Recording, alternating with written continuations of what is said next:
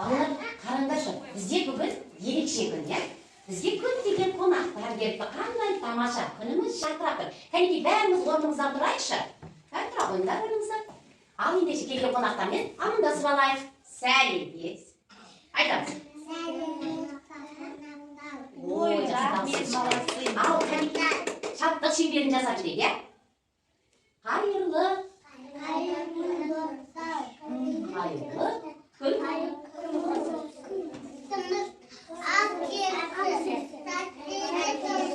Ой, жарайды, жақсы. Табиғат егіз адаммен, ұқсастық табан суданмен, сәт мәңгілік болсын егіз деп, жер ана көл теңіз деп дей отырып, балалар, адамдардың да, ағаштардың да, жәндіктердің де балалар өз үйлері бар, иә? Соған орта бір үй бар. Ол қандай не деп айтады? Дұрыс, жер анамыз, дұрыс айтасыңдар. Ендеше жер анамызға арнаға келмен, деп айтып жүрейікші кәні.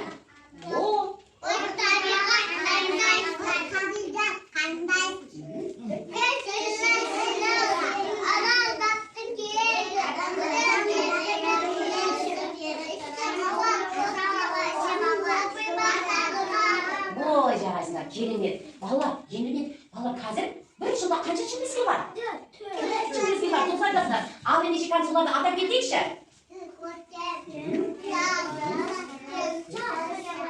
Қыз, дұрыс. Енді сол жыл мезгілдерінің ауа райына, құбылыстарына көңіл бөліп атап кетейік. Қараңдар, көктемде не істейді? Күн не болады? Жылиды, нелер өседі?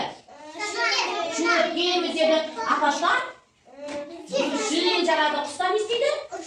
Ұшып келеді, ой жарайсыздар. Ал жазда күн қандай болады? Ыстық болады. Біз қайда не істейміз? Және не жейміз? Алғыздар жейміз, дұрыс. Ал енді қазір күз, иә? Күзде не істейді екен? Жапырақтар не істейді? Терге түседі. Біз қандай киім киіп аламыз? Деп, иә? Қандай киімдер киіп аламыз бізге? Куртка, жарайсыңдар. Ал ендеше есімдерге қаралар. Қазір бір кемал жасағым деп тұрмын, құят тыңдаңдар бірінші, иә? Бір мағзен жоғарыдан от жағып тұр, дабылдарды дабылын қағып тұр. Дабылын қақса да, отын жақса да, бірақ балар сабалап төмен қарай су ағып тұр. Жарайсыңдар, келгенге. Ал ендеше осы найзағай да, жаңбыр да, ол табиғат құбылыстар балалар. Бізге жаңбырдың судың берер пайдасы көп. Ол бізге су болады, шөптерді өсіреді, жердің шаңын басады, бірақ та оның зияны да бар екен. Мысалы, су басып, топан су ағып төтенше жағдайлар болып жатады, ендеше бүгінгі біздің оқу қызметі іс-әрекетіміз ұйымдастырылған балалар. Төтенше жағдай туралы екен. Өрт, тілсіз жау. Міне осы туралы бүгін біз әңгімелейміз балалар, бізге қонаққа келіп келе жатқан сияқты. Мен алыстан оның дауысын естіп жатырмын.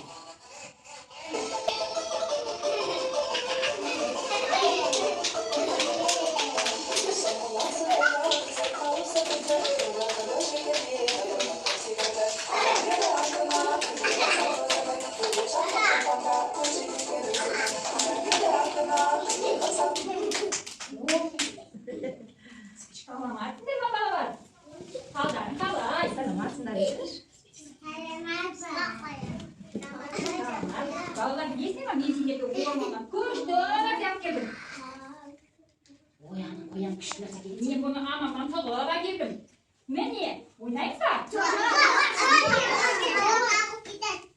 Саламатсың ба, Қоян? Дұрыс айтады. Сіріңкемен ойнауға болмайды. Сіріңкемен ойнасақ, маған сіріңкеңді бере қой. Ол шығып кетеді. Болмайды балалар. Сен бүгінгі біздің ұйымдастырған іс-әрекетімізге қатыс, төтенше жағдай туралы, от туралы, қауіпті жағдайлар туралы әңгімелейміз. Сен тамашала. Сосын достарыңа айтып барасың. Келе сат. Жарайды апай. Онда мен сіздермен бірге сабақтарымызға қатысайын. Сонымен балалар, тілсіз жау, иә? Отпен ойнауға болмайды. Сіріңкені далада от жағуға бола ма? Енді асханада газ жанып жатса, үлкендер болмаса, біз жүруге бола ма? Дұрыс айтасыңдар. Газды тұтандыруға бола ма? Әжектермен ойнауға бола ма? Ой, жарайсыңдар. Міне біздің балалар ақыл. Ендеше кәнекей балалар, біздің кенеттен үйде от шығып кетті. Осы кезде балалар, біз көмекке кімді шақырамыз? Қайма көрге сыздаймыз? Жүз? Қаны Қоян, сен білесің ба? Иә, білем. 101. Ой, Қоян біледі екен, 101-ге звондайды екенбіз. Ал ендеше балалар бізге бармайды керем дейді тақпағандар кәнекей.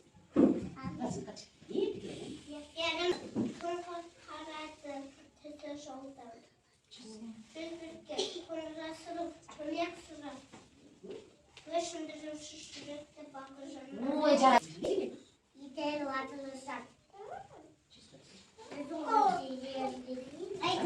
Олар кенет бізде көшеде кетіп бара жатыр, бізге бөтен адам деп тиісіп алды. Сосын үйде ата-ана жоқ кезде есікті қағып, үйге кірер деп өтсін деп алды. Осы кезде кімді шақырамыз неге?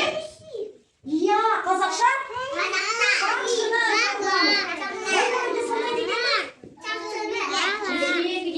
Жақсы. Ал ендеше сақшы туралы тақпақты бізге кәнекей мағлашын алғанын кәнекей.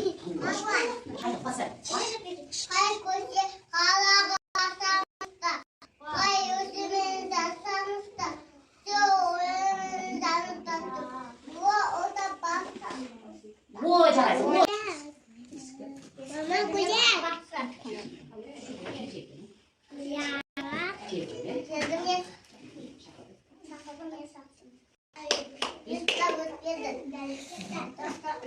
Ой, жарайсың, нұрғыз қауып қалды. Өзіңіз кім шақырамыз? Жедел жәрдемді. Қай нөмірге звондаймыз? Қай нөмірге звондаймыз жедел жәрдемге? 100-ге звондаймыз. Дұрыс айтасың. Сықаттанда ана недеді, уайымдамады ана. Жүзікті тойып өгіден бәлгі бүйеді ананы. Бөдені болса қасамда, дәндім қасымда. Ой, жарайсың, отырады. Керек үйге қазым еш шығып атыр. Осы кезде біз көмекке кімді шақырамыз? Газ күзетшісін 100 көмекке шақырады келеміз, е? Ал ендеше бізге дейді бары шықпай. Басай.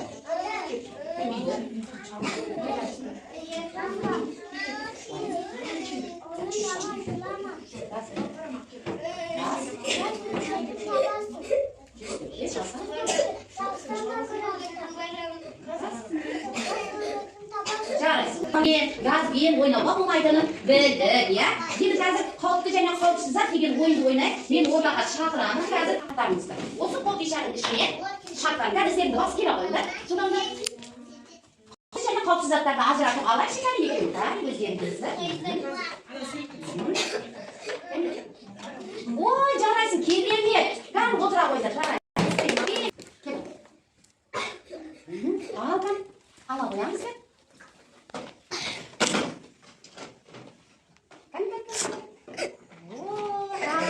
Балалар бұлар жарайды. Ой, жақсы, келіңіз. Енді балалар мен сендерге бір өт және.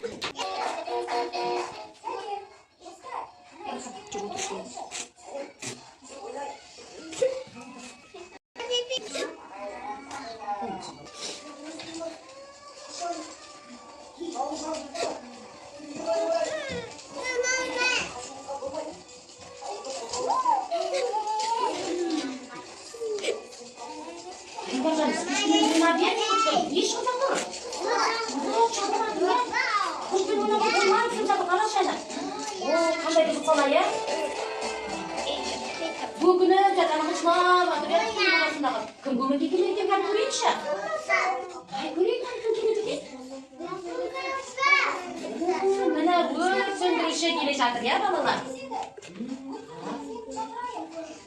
Міне, қазір тағы да бір ойын ойнап жүрейін мен. Бір дыбыс қояр.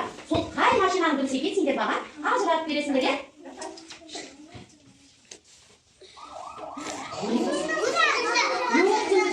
Ой, ақыл беке болғылар.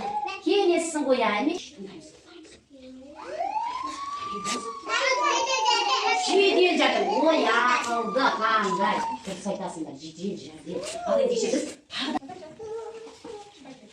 алып, ойының шарты, егер дұрыс, мен сұрақ қоям, егер дұрыс жауап болса, жақсы болып бересіңдер. Ал егер дұрыс болмаса, санын өтерсіңдер, мен қоямға да беріп қояйын, е? Ал, мен түсіндік қой, е? Егер дұрыс жауап. Ал енді сұрақты мұқият тыңдайық. Сұрақ, кенеттен өрт болып жатыр. Біз 101-ді қоңырау шалып шақырамыз. Дұрыс па жауап? Кәді көтереміз ендеше дұрыс жауапты. Дұрыс деген кезде жасылды көтереміз деген. Кәді көтер көтер алайын. Ой, дұрыс ақылды қандай керемет. Түсіре қойыңдар. Келесі сұрақ. Үйде өрт болып жатқан кезде сендер шкафтың ішіне, кроваттың ішіне тығыламыз, дұрыс па? О, қандай жауапты көтереміз? Кән көтереміз. Бәріміз көтереміз. О, жарайсың. Алихан, сен шкафтың ішіне кіресің ба? Балалар не дейді? Балалар шкафтың ішіне кіреміз ба? Болмайды дейді Алихан. Сарыны көтереді деп сұрақ ойындар. Келесі соңғы сұрақ. Үйде сіріңке жағып ойнаймыз ба? Ойнаймыз ба? Алла көтер ойнар жоқ. Қазір ойлап көреміз. Сіріңкемен ойнауға болмайды. Жарайсыңдар. Отырасыңдар.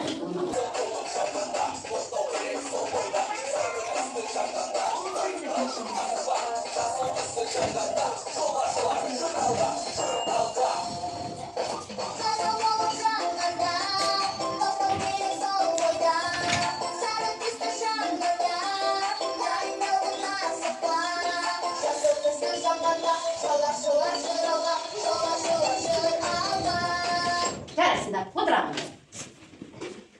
Ойыңызда.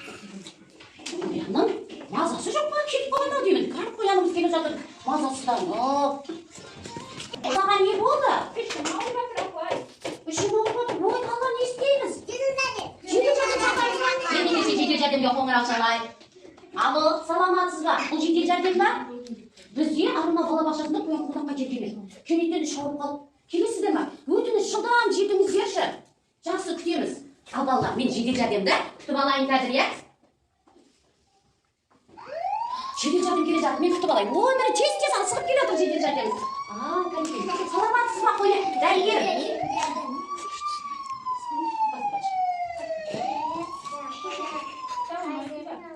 Ішім ауырып жатыр. Дәрігер апай.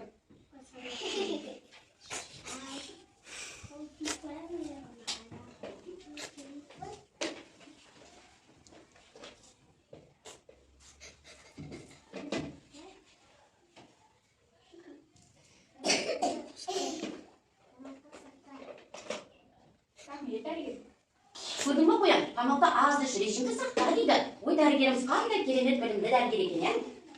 Дәрігер сізге үлкен рахмет. Біз не істер едік сіз болмағанда? Ал дәрігер, сау болыңыз. Рахмет сізге. Сау болыңыз. Рахмет сізге дәрігер. Ауырғаны қойды. Енді мен қайтам. Менің мамам іздеп жатқан шығар үйінде. Жақсы қоян. Міне сен көп нәрсені үйрендің, иә бізден? Енді ормандағы достарыңа сәлем айтып бар. Сіріңкемен ойнамасын, от жақпасын. Жақсы. Мен енді сіріңке ұстамаған болма. Сау болыңдар балалар. Балалар, міне, біздің ұйымдастырылған іс-әрекетіміз аяғымызда тақап келе жатыр. Тыныш бол, тыныш. Сен отыр.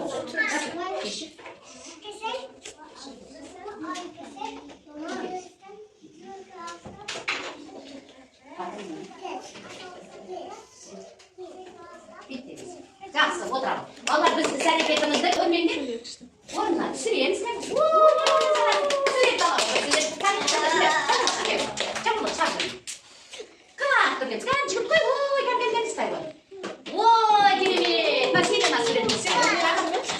Балаларға қараймыз. Балалар, мынау кім дейсіңдер? Сақшы. Сақшы бізге жетпейді.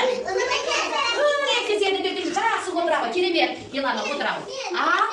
Кім бұл? Кім бұл ата-аналар? Газ қызметкері деп біздің балаларына өрт сөндіруші. Газ қызметкері, иә?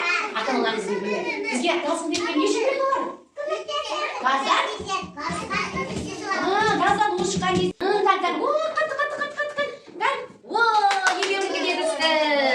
Стай ғой.